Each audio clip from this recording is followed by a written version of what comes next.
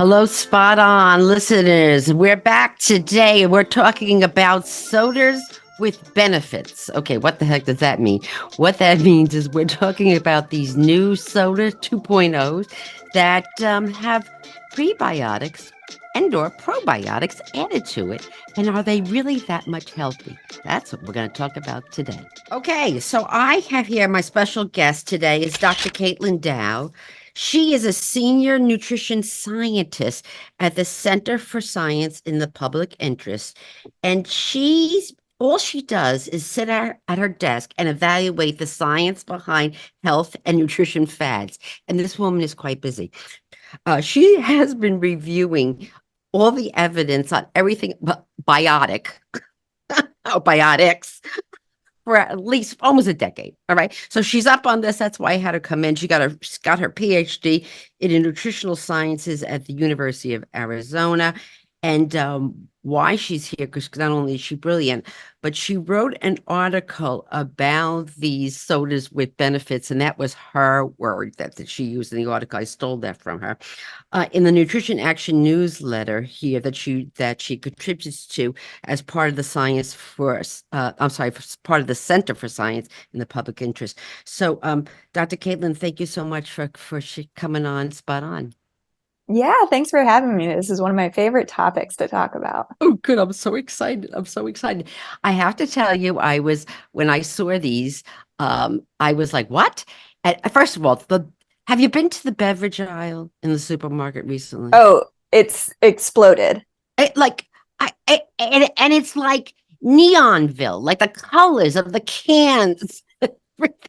It's like I'm in a Crayola crayon box here. It's really, really unbelievable.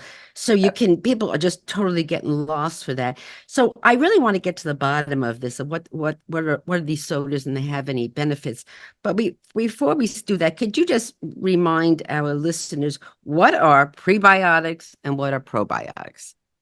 Yeah, so prebiotics are fibers that can feed your gut bacteria. So just think of them as your gut bacteria's food. That's what a prebiotic is. All right. Probiotics are strains of live bacteria that you ingest, and some of them are the same strains of bacteria that live in your gut. Some of them are different. Whether or not they help gut health sort of depends on the specific strain that you're taking to treat a specific issue. So there's this misunderstanding, I think, that probiotics across the board are beneficial for the gut, but that's not really borne out in the studies that probiotics, or in the studies that have looked. It's really strain and condition specific. So it's really good marketing has convinced people that probiotics are somehow healthier than not having probiotics. Right, right. People don't realize that there are gazillion probiotics, gazillion strains of bacteria out there. Not all of them are good. Not all of them have been studied, and only certain strands have been, and maybe show somewhat of a healthy effect on your gut health. So, again, that's why I wanted to get to the bottom of this is like, what the heck is in these, and are they really doing anything for your GI health? So tell me about these sodas. So what exactly are these sodas? Yeah, so these sodas are, it's essentially a seltzer that either has prebiotics or probiotics added, and then some of them have botanicals added, and they're all claiming to support your gut health in some way. They're also all pretty low in added sugar, so that is a Right, benefit of them. right, right. Because we know that the number one source of added sugar in the United States for Americans is sweetened beverages, with soda being the number one big kahuna here. So it actually does have less sugar. Oh, far less sugar, Okay, yes. yeah. Like, can you give me an idea, like, compared to like a can of cola? Yeah, so a can of Coke or a can of Pepsi will have about 40 grams of added sugars. Yeah, So consider that the limit of added sugars per day should be about 50 grams. Now, that's not a goal. You don't need to get 50 right. grams. It's less than 50 grams. And these sodas really have anywhere from between 2 and 6 grams per can. So they're far, far lower in added sugar than a regular soda. So in other words, they're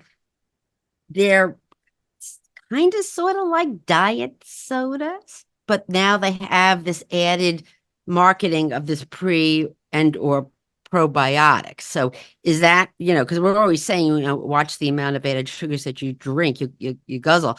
So now, what makes them less sugar, maybe sugar substitutes. We'll get into that in a second, but they have this added like woohoo factor with these probiotics. They're not cheap. No. I can't afford them. But in your article, you were saying how much are they per can? Yeah, so these are, $2 to $3 per can. And these are not a replacement for alcohol, but that's sort of sometimes the comparison that I draw in my mind is like, oh, a 6-pack of beer might cost, depending on what type of beer it is, a better, more craft beer might be $10 or $12 for a 6-pack. These are that and higher. Yes. So yes. they're very expensive. They're very, very expensive. The interesting thing, the probiotics is, or just say the prebiotics that feed the probiotics, it's really fiber, right? That's doing that. And we'll get into each brand a little bit more and what kind of fiber is in it. But generally, how much fiber is in this can of this soda 2.0? Yes. So Poppy, which is one of the most popular brands, they have about 2 grams of fiber per can. So really not a lot when you think that, you're maybe looking for 20, 25, 35 grams a day, depending on who you are. Olipop, though, has a whopping 9 grams of fiber. So Olipop has a lot of fiber. Right. So again, that, for Americans, we should be shooting somewhere from being like 25 and 30 grams of fiber a day. We're not even close. Like we're just chronically constipated. That's really what Americans are. So we fall short, and we fall short because we don't have enough fruits and vegetables and whole grains and beans in our diet. That's why we fall short. So it does have fiber, but, I'm wondering, 9 grams if for a can, are we talking bran flakes here? Yeah, so it's not the same kind of fiber that you're going to get from bran flakes. So in foods like bran flakes and other, unprocessed foods, fruits, vegetables, whole grains, beans, those kinds of things, you're getting an intact fiber. What these are a processed fiber that most of them are often turned into like a syrup that's then added to a food. And so it does not resemble the fiber that we think of as fiber. So they are able to put this on the nutrition facts label as a fiber, but this is not bran flakes. This is not oats. They really should be in totally separate classes, if you ask me. Right. And we all know when you have oatmeal or oats, you're getting so much more than just fiber. I mean, you're getting unbelievable amount of good nutrients and phytochemicals in it. So again, this is not going to be the same. Fiber is not fiber. Is that what you're trying to tell me?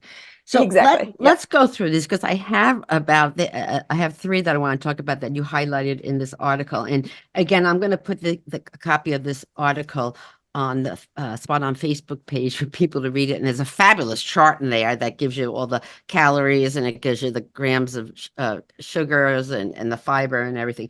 So let's go because each of them is a little different. So this one that seems very popular is called Poppy or Popeye. How do you say it? Poppy. Yep. Poppy. Okay, Poppy. And what is the fiber that's in it? Yeah. So in Poppy, you're going to get inulin. That's also what you'll get in Olipop. So inulin is this naturally occurring prebiotic fiber. It's found in whole foods like onions, asparagus, leeks, a number of other foods, but it's also in chicory root, Mm, Jerusalem artichoke, and agave, which are the most common sources of inulin in packaged foods. okay, interesting. Right. Isn't And naturally sweet or something? exactly. And so that's why inulin is often used. So Mm, it has a naturally sweet flavor, and that allows companies to use less added sugar because the interesting. inulin is sweet. And then it also counts as a fiber. So that's really a win-win for labels. You get less added sugar, you get more fiber, and it makes it look really healthy. So it's pretty hard to find a food or drink that claims to have prebiotics that doesn't use inulin. Inulin is everywhere. Okay, this is so interesting. So basically, people that are manufacturers in these sodas are getting two for the price of one with inulin because they get the natural sweetness, but they get fiber, but they don't have to add. It doesn't say they don't get any added sugars from it on the label. It's just fiber. Yep. So interesting. Yeah. Very, Yeah. very interesting. Okay, so they got that. All right. So what does it do? Is it is it taste good? Does it have any downside to it? What's the issue on this? Yeah. Yeah. It's not this perfect compound. So inulin, um, the issue with inulin that I don't think is talked about enough is really a feature of what it is as a prebiotic. So, Okay. like we said, it feeds your gut bacteria. What that means is that when your gut bacteria gobble up inulin, they then produce gas, Oh, which means you produce gas. oh, So, studies have looked at the effects of 5 to 20 grams of inulin per day, and wow. they reliably show that inulin causes gas. Yeah. It is like its most common feature. And in some people, it also causes bloating. So that's something to keep Oh, in mind too. So inulin may not make you feel great. Not enough studies have looked at lower doses. So, as I said, poppy has about 2 grams of inulin. Studies really haven't looked at whether or not that dose will cause gas. The 9 grams of inulin that Olipop has, yeah, that's probably going to cause gas in a lot of people. If you have a sensitive gut, odds are high that you'll feel the effects of inulin at low doses. okay, Dr. Caitlin, I'm just like I'm feeling my gut here right now. So if I was to have 2 cans of this, we- we're talking 18 grams of fiber, and I should not be around other people in the room. Is that Well, yeah, probably not, depending on how embarrassed you might feel yes? or how much you care about their Or experience. family members only, Yeah, not yeah, coworkers. yeah. No, oh gosh, golly, I'm having cramps thinking about this. Yeah. So, what do we know, like, what is the minimum amount of inulin that needs to be consumed to have a benefit on the gut? Like, Yeah, so there's some studies that show, uh well, I should say the results are really inconsistent. okay, So for a given dose, there will be some studies that do show an effect and then some studies that don't show an effect. There are studies that show that around you know, 5 to 8, 10 grams of inulin a day can lead to softer stools. So okay, if constipation is a problem, that can be a benefit. There's also some studies showing that there's an increase in bifidobacteria, which is one type of bacteria that lives in the gut. Bifidobacteria is thought to be beneficial, but there's not actually hmm studies hmm showing what those benefits are. So, does it matter to increase bifidobacteria? The inulin makers would like you to believe so, but I'm not necessarily convinced of that. okay. So one needs to, be careful to read the grams of fiber on these sodas, Yeah. whichever soda 2.0s, so that you're making sure you don't overdo it. I would assume if you're going to do this and you could afford to drink it, you got to go do it gradually. I that's a heck of a lot of fiber that Yes. you could, you know. get used to. And you said it helps with constipation, but so does bran flakes. Yes. Yeah, there's a lot of other options that help with constipation that are a better option Yeah, than that'd be this. great. Okay, so that's the big kahuna, that most very popular one. And then there's Olipop. So what is Olipop do? Yeah, so Olipop is another one of these really big brands. If you ask me, I think Olipop is a little bit too sweet. But if you are used to drinking a regular soda, Mhm. Olipop, of all of these, Olipop is going to taste the most similar as far as sweetness goes. Oh, And interesting. that's because it's really high in inulin. Oh, And so Olipop uses this, what they call this blend of, it's called Ollie Smart. So hmm. Ollie Smart is a blend of 3 prebiotics. So it's cassava root, fiber, chicory root, inulin, and Jerusalem artichoke inulin. Wow. So it's That's like possible that, dynamite in the can. Yeah, yes, that's a lot in yeah.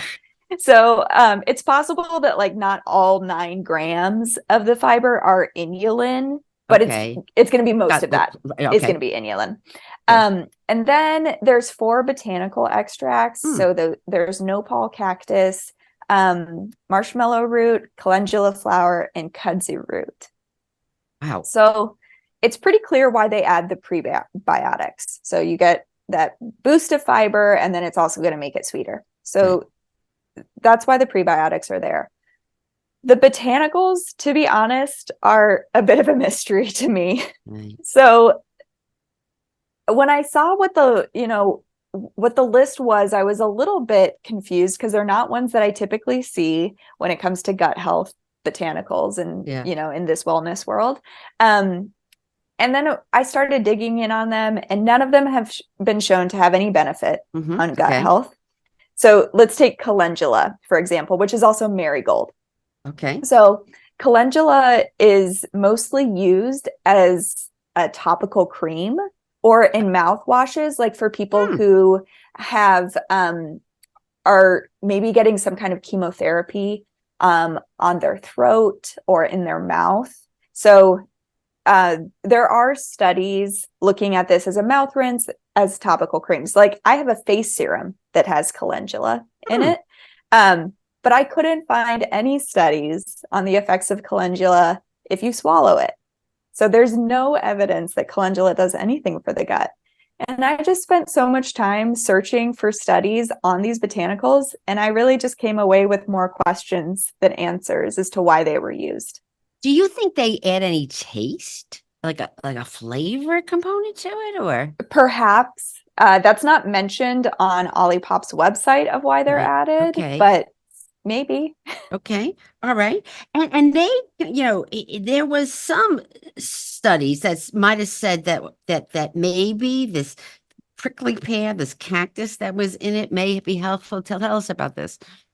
Yeah, so in that study, they used a dose of, and it was a well done study, but they used a dose of 20 to 30 grams a day of nopal cactus fiber.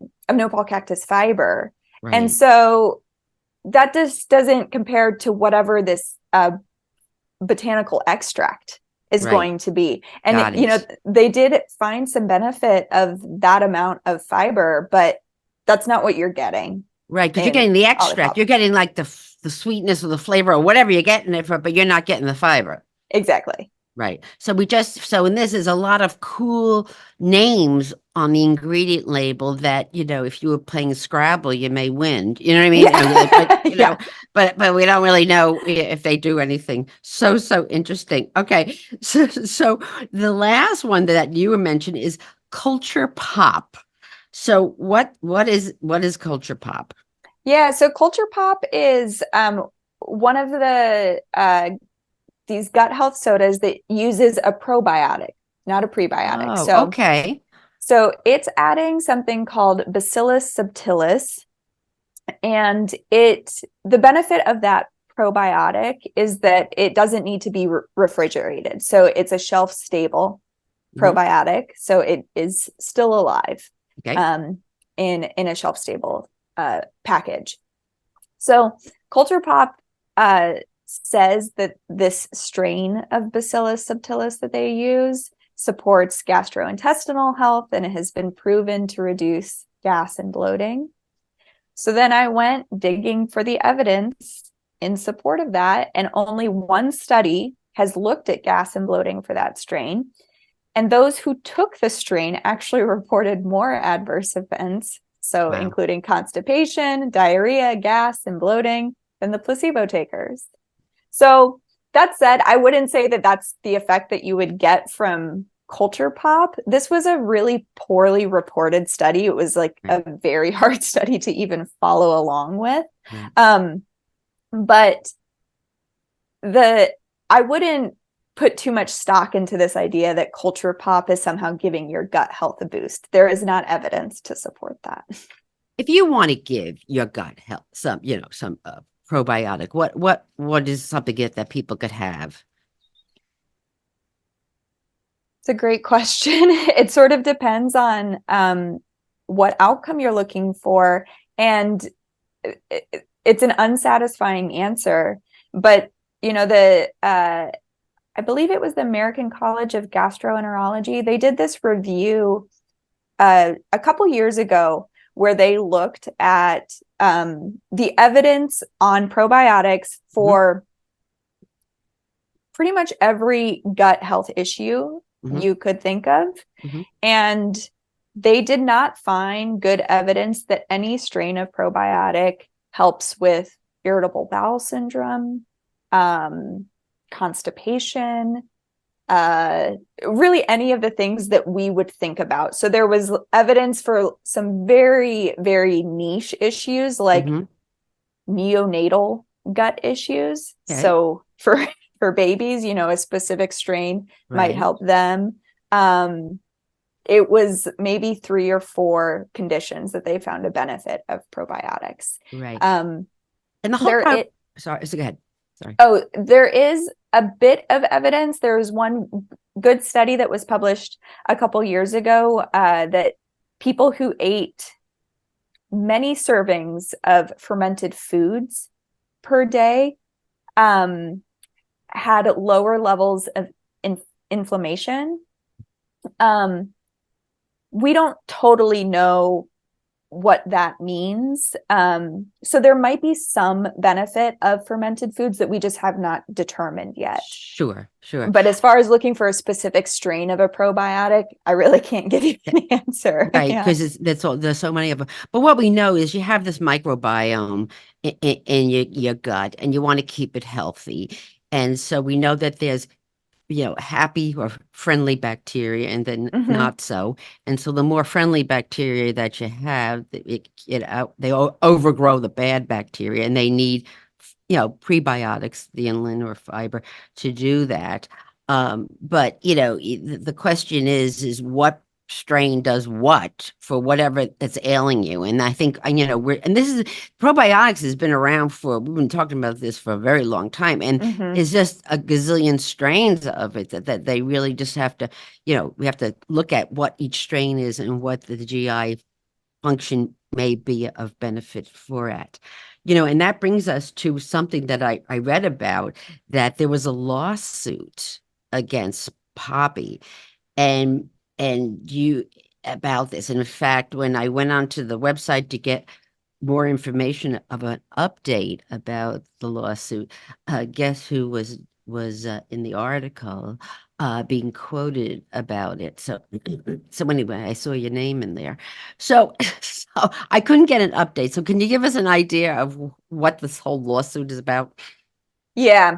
So this lawsuit against Poppy is that the claim is that what is in Poppy, so the 2 grams of inulin, is not enough to get a gut health benefit, and that you would need to drink maybe 4 cans of Poppy in order to get enough inulin to have a gut health benefit. And in doing so, then you would get too much added sugar. So that's the crux of the interesting of the claim. of the lawsuit. And so my thoughts on this are a little bit nuanced.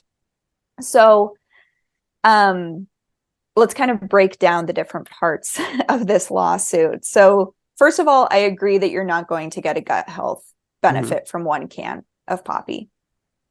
So I'm with the lawsuit there. But that's where I depart from it, is that I don't think that you're going to get a health benefit from even 4 cans of poppy. So there are studies, that show that about 8 grams of inulin lead to softer stools. There's also all of the studies that I described that show either absolutely no effect of inulin or the gas effect of inulin. So is that a gut health benefit? I mean, on a day-to-day basis, I think most people would say no. And we know it's not a social benefit. Exactly. Right. Yeah. And then also poppy is low in added sugar. So it's about 5 grams per can. Drinking 4 cans of poppy would give you 20 grams of added sugar, which it's not nothing, but it's not a ton. It's still half of a Coke or a Pepsi. So I think the added sugars argument just doesn't hold a lot of water either. Right. Caitlin, the FDA has, health claims, and one of my favorite is soluble fiber, and oatmeal has soluble fiber, and it'll say on the health claim on if an oatmeal company wants to do it that this oatmeal contains soluble fiber, and if you have soluble fiber along 2 grams a day of the beta gluten, and if you have that along with a heart healthy diet, it may help reduce cholesterol levels and be healthy. So my question is, why don't we have like a why don't we have that disclaimer on these drinks so that people understand that this is lower in sugar, and it has prebiotics, so fiber, but make some claim about it or not some claim about it. Like, don't I just want, is it because the probiotic world is all over the place and we haven't had great studies about this, and the same thing with how much prebiotics you really have to have? There should be like a disclaimer, I would think, so people know what the heck they're drinking. Yeah, I believe that in order to have a disclaimer, it would be that a company would petition the FDA to say, we want to be able to make this claim. And then the FDA would have to review the evidence. So I think the reason that hasn't happened is sort of twofold. One is that the FDA could potentially review that evidence and say the evidence isn't good enough. And so a company doesn't want that to happen. And there's this other avenue that they can use because of the way that the language that's allowed to be used for foods and dietary supplements, which are called structure function claims, that you can make a claim that doesn't claim to cure or prevent a disease, but that it supports the normal structure or function of the body. So something like supports gut health is totally fine. And there's pretty good evidence that consumers can't really tell apart the difference between an approved health claim, like what you were describing, versus one of these structure function claims. They sort of mean the same thing to people. So in other words, like let's for a structure function claim would be this product has blank amount of calcium, and calcium is good for healthy bones. That's structure function. But it can't say this product has calcium, and if you consume it, you're going to reduce your risk of osteoporosis. Exactly. Right. Yes. Okay. So you're right. So the former is just a little loosey goosey, but it sounds pretty good. Healthy bones, calcium, healthy bones. So you're right, and it could be very, very confusing. The whole thing is, we've been talking about, we want Americans to, decrease the added sugars in their diet. We know sweetened beverages are the number one source. this is an alternative because it has lower. It's to me an expensive alternative, but it's better than if you're going to, have it if you don't have any issues and having like regular, a lot of regular added sweeteners. Can you what's can people drink that's got a little zip in it, a little zip in it and not be expensive and just refreshing and help Yeah, so us. there, yeah, yeah. So there are options out there. So, there are so many sparkling waters and seltzers out there now. It seems like there's a never-ending supply of new options in that arena, which Mhm. is great. So there's some really fun flavors that have come out. I think of all the ones that I've tried, I think Waterloo is the most flavorful. I don't know what those folks in the R&D department at Waterloo are doing, but they're like wizards. They're great. Um, and so that's one option. If you want something that tastes more like a regular soda, Mhm. Zevia is an option. So they Ooh, use stevia to sweeten their sodas, which at CSPI we consider that a safe sweetener. So mhm. if people are concerned about some of the other sweeteners in diet sodas, Zevia is a really good option, and it's going to taste more like a regular soda. And then, I love these. There's these apple cider vinegar sparkling drinks from Trader Joe's that I think are really delicious. They're also a little bit more of a treat. They're a little bit more expensive. Um, they are something that's a bit more tart. I don't particularly like sweet things, so I love Okay. that. Though I would just say don't get caught up in any of the wellness trends that claim that apple cider vinegar is some sort of magical elixir. It just has a really great marketing team. Um, so there's options there. And then, you know, the tried and true things that we all kind of grew up with, like iced tea. Iced tea is Interesting. also an option. But there are some of these other drinks that are drops that you can add into either plain sparkling or either plain water or sparkling water that have a bit of flavor and that are just sweetened with stevia. So you can look for those also. So there are options. And then sometimes maybe you want to try one of these just as a little treat to yourself, Right. but they're really probably not an everyday thing. Right, right. Well, this is so interesting, and this is this market. I've heard it's like a multi-million dollar market. These pre and postbiotic sodas, and so we're only going to probably see more of them, Yeah. and it's going to be interesting. So I had you on here because I'm hearing about this. I've been seeing these all over the place, and we wanted to get to the bottom of this. So we hope everybody that's listening really learns a little bit more about this. Again, we had said that we're going to put the article that Dr. Caitlin Dow wrote for Nutrition Action newsletter on the Spot On Facebook page so you can read it. It's really, really fascinating. And, we'll probably have you on again because gosh knows, months or a year from now, what we may find out about these or other. Now there'll be other alternatives and we're going to have you back on. So get back to the office and keep studying everything biotic. Okay, if that's what your thing is, all right, keep studying it because we're going to have to ask you to come on back, Jan. So, Dr. Caitlin Down, I can't thank you enough for coming on Spot On. Oh, thank you so much for having me. It's always so fun.